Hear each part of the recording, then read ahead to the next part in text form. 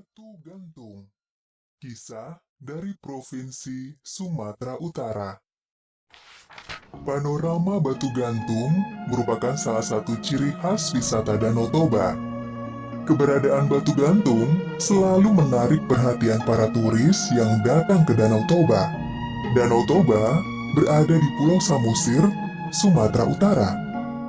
Jika wisatawan menyusuri Danau Toba, maka akan menemukan batu gantung yang terletak di Parapat.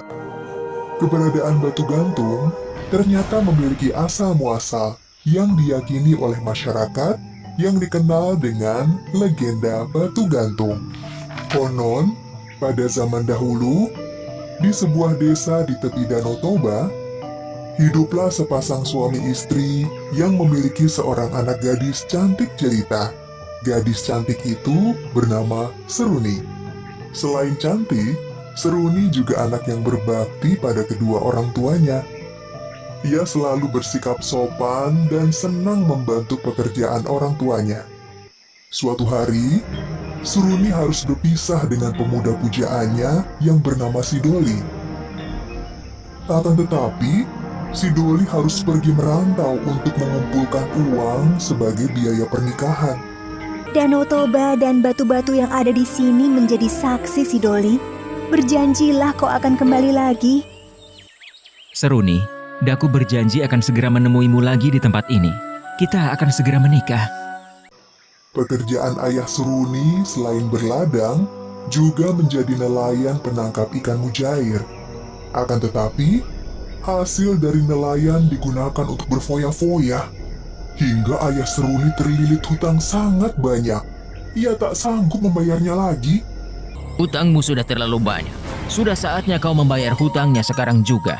Jika tidak, kau harus menjodohkan Seruni dengan anak awak. Tunggu dulu. Awak bicarakan dulu pada ibunya Seruni. Tidak bisa. Kau sudah berjanji. Kau tahu kan apa yang terjadi jika kau melanggar janji? Ayah Seruni bingung, namun tidak punya pilihan lain. Ia harus menjodohkan Seruni dengan anak temannya. Hingga suatu hari, Seruni mendengar ayahnya sedang berbicara pada ibunya perihal perjodohan dirinya. Seruni menangis mendengarnya. Ia teringat janjinya pada Sidoli. Bagaimana jika Seruni tidak setuju dijodohkan? Seruni harus mau dijodohkan, Bu. Jika tidak, kita dalam bahaya besar. Esok harinya, Seruni pergi ke ladang seperti biasa. Kali ini, ia pergi sendirian ke ladang karena kedua orang tuanya ada keperluan di desa tetangga. Hanya si Toki, anjingnya, yang selalu setia menemaninya. Di ladang, Seruni hanya terdiam. Ia tidak rajin seperti biasanya. Wajahnya muram. Sesekali, si Toki menggonggong untuk menarik perhatian Seruni. Namun, Seruni hanya melihat sebentar dan melamun kembali. Seruni sudah tidak tahan menahan kesedihannya. Ia butuh seseorang untuk mendengarkan keluh kesahnya. Toki, aku sedang bersedih. Aku bingung. Ayahku menjodohkanku dengan pemuda lain. Sedangkan aku sudah punya kekasih hati. Jika aku tidak menuruti ayahku, maka ayah dan ibuku dalam bahaya. Jika aku menuruti ayahku, aku tidak sampai hati membuat Sidoli kecewa. Aku harus bagaimana, Toki? Tangis Seruni pun pecah. Si Toki semakin bingung melihat majikannya menangis. Ia mengendus-endus di pangkuan Seruni. Dengan berderai air mata, Seruni bergegas berjalan menuju Danau Toba. Si Toki pun segera mengikuti kemanapun majikannya pergi.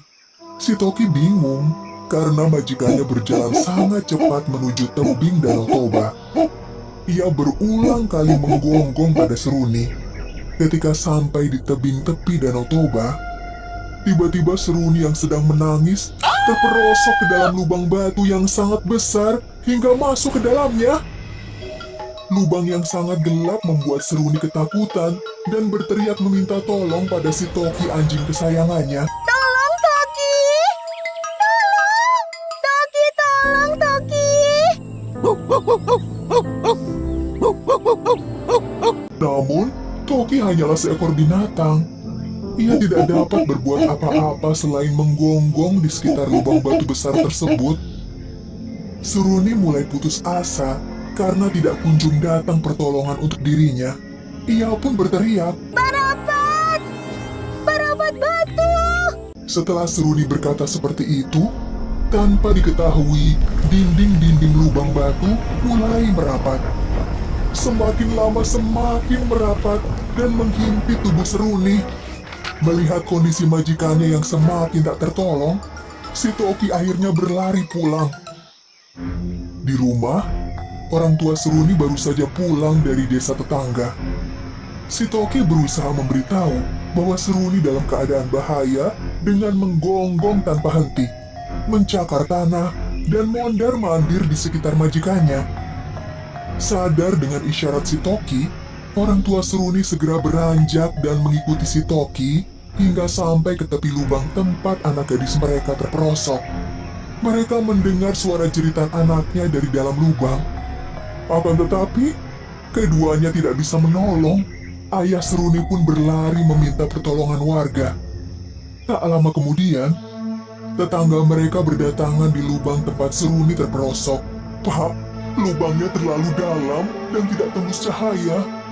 Aku hanya mendengar sayup-sayup suara anak kita yang berkata, Parapat, parapat batu. Bagaimana ini, Pak? Tanpa menjawab pertanyaan istrinya, ayah Seruni melongok ke dalam lubang. Ia memutuskan untuk masuk ke dalam lubang menyusul putrinya. Bu, udah lobor ini. Aku akan turun untuk menjemput anak kita. Jangan gegabah, Pak. Lubang ini sangat berbahaya. Benar, Pak. Lubang ini sangat dalam dan gelap. Ayah Seruni pun mengurungkan niatnya. Namun tiba-tiba terdengar suara gemuruh dan guncangan besar yang membuat lubang perlahan-lahan merapat dan tertutup dengan sendirinya. Seruni yang berada di dalam lubang akhirnya terhimpit dan tidak dapat diselamatkan. Setelah guncangan berakhir, di atas lubang yang sudah tertutup itu, muncullah sebuah batu besar yang menyerupai tubuh seorang gadis. Batu itu menggantung di dinding tebing tepi Danau Toba. Masyarakat mempercayai batu itu adalah batu penjelmaan dari Seruni. Masyarakat memberi nama Batu Gantung. Ucapan Seruni yang terakhir didengar warga berupa Parapat, Parapat, dijadikan nama daerah tempat beradanya batu gantung, yakni nama Parapat. Kini, Parapat telah menjelma menjadi salah satu kota tujuan wisata di Provinsi Sumatera Utara.